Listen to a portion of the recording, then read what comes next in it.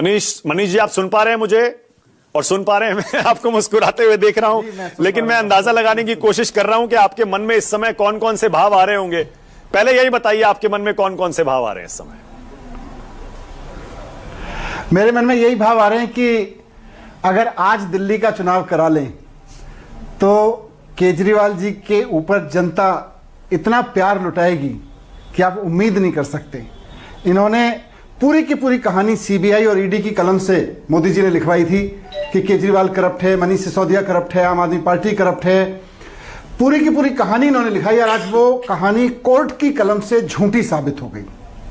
तो खुशी के भाव हैं, धन्यवाद के भाव हैं ऑनरेबल कोर्ट के लिए, बाबा साहब के लिए विशेष रूप से, जिन्होंने ऐसा संविधान बनाया कि कभी कोई मोदी जी जैसा तानाशाह आके अगर कोई करेगा, तानाशाही दिखाने की कोशिश करेगा, तो बाबा साहब का संविधान उसको प्रोटेक्ट करेगा। तो खुशी और धन्यवाद के भाव है मेरे। नहीं, भावुक भी हैं आप इमोशनल भी हैं। हमने केजरीवाल जी को रोते हुए देखा है और मैं मान ही नहीं सकता, आप तो वैसे भी काफी इमोशनल इंसान है, मैं आपको इतने दशकों से जानता हूं। क्या आप भी इमोशनल हैं क्या मनीष जी आज? नहीं, निश्चित रूप से पिछले 3 साल, विशेष रूप से आज 27 फरवरी है, 26 फरवरी 2023 को मुझे गिरफ्तार करके आज ही के दिन 27 फरवरी को मुझे इसी कोर्ट में ले जाके खड़ा किया गया था कि ये आदमी स्काउंड्रल है, ये घोटालेबाज है।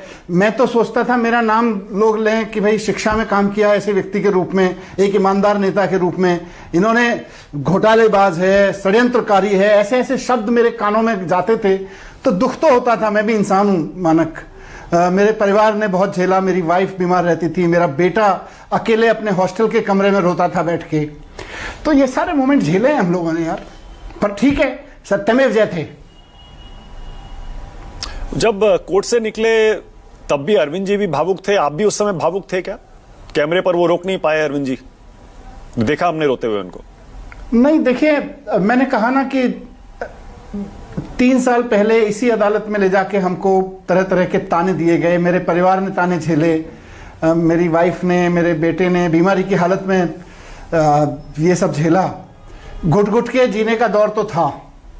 आज खुले तरीके से सांस लेने का मन कर रहा है, उसके अवसर मिला है, तो आज पुरानी चीजें नहीं, आज आगे की चीजें, आगे और दम से देश के लिए काम करेंगे, आगे और ताकत से और समर्पण से देश की शिक्षा के लिए काम करेंगे। जो मैंने अपने आप को समर्पित किया है कि मैं देश की राजनीति में शिक्षा के बीज बोऊंगा, उसके लिए पूरा जीवन लगाऊंगा, मैं उसके लिए पूरा काम करूंगा। ओके, तो फिर नहीं, थोड़ा सा पीछे की बात और इसलिए भी करना पड़ेगा मनीष जी, क्योंकि आपके नेता और आपने कहा कि आज चुनाव करा लो, 10 सीट बीजेपी को नहीं आएगी। क्या आप ये मानते हैं कि अगर ये शराब घोटाला नहीं हुआ होता पूरा केस, तो आम आदमी पार्टी चुनाव जीतती और आप भी अपनी सीट जीतते जो आप हार गए थे? देखिए, हमारी कमाई क्या है? हमारी कमाई ईमानदारी है, हमारी कमाई विश्वास है लोगों का।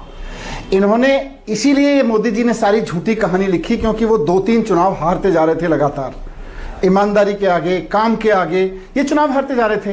तो इन्होंने हमारे नेताओं को जेल में भेज भेज के, हमारे परिवारों को परेशान कर करके, हमारे कार्यकर्ताओं को परेशान कर करके पूरी कहानी लिखी, एक झूठी कहानी लिखी कि ये लोग चोर हैं, ये लोग बेईमान हैं, ये लोग कट्टर बेईमान हैं। तो कहीं ना कहीं उसका चुनाव पे तो फर्क पड़ा।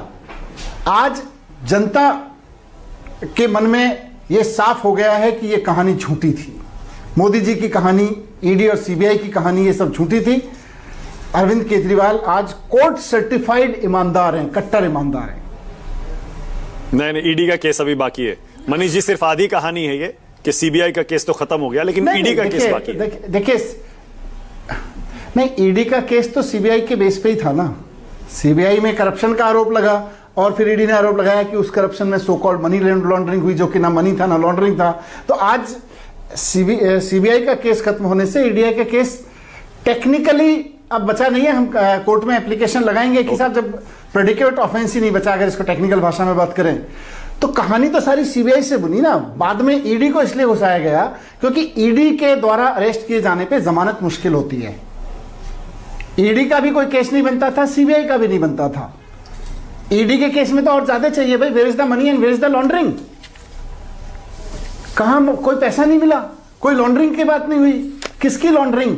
मेरे सारे खाते छान लिए, मेरे बैंक खाते छाने, मेरी बीवी से चाबी लेके गए, उसमें उसका इमोशनली बच्चे का पैदा होने का समय का झुंझुना उसने सहेज के रखा हुआ था बैंक लॉकर में, उसको बजाया जाके, कुछ नहीं मिला। मेरे गांव में जाके खोजा, where is the money and where is the laundering. आज कोर्ट ने यही पूछा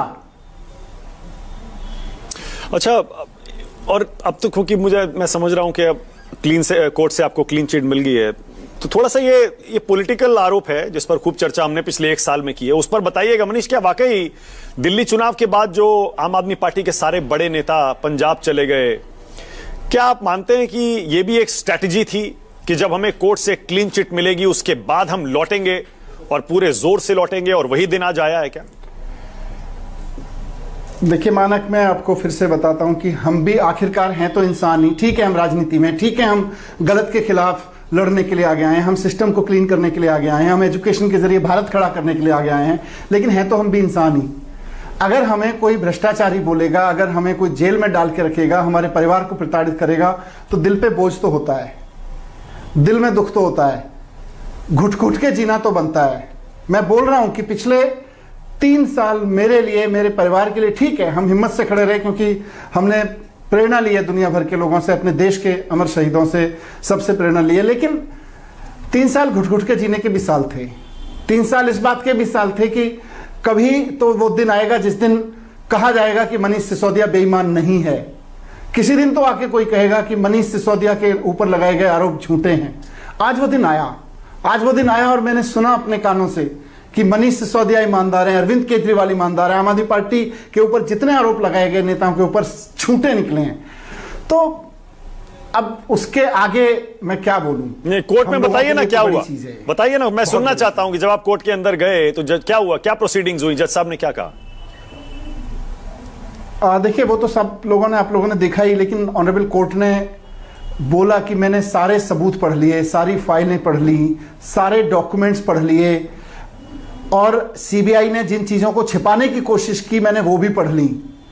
बोला ऑनरेबल कोर्ट ने, ऑनरेबल कोर्ट ने बोला कि ऑफिसर्स, एक्साइज डिपार्टमेंट के ऑफिसर्स को बिना वजह परेशान करके सस्पेंड किया गया।